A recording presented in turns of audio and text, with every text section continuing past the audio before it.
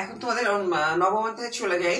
আমাদের প্রথমে পড়বো অর্থনৈতিক প্রবৃদ্ধি ও উন্নয়ন কাকে বলে। চলো আমরা চলে যাই, অর্থনৈতিক প্রবৃদ্ধি কাকে বলে।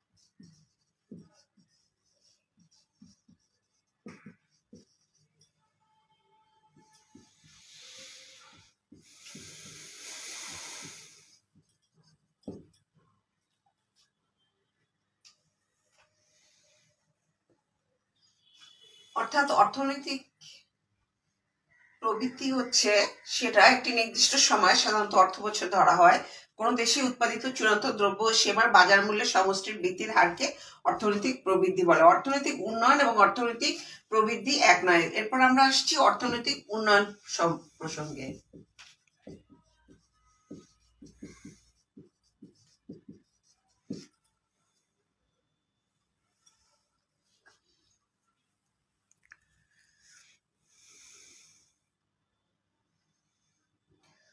অর্থনীতির গুণগত অর্থনৈতিক প্রবৃদ্ধি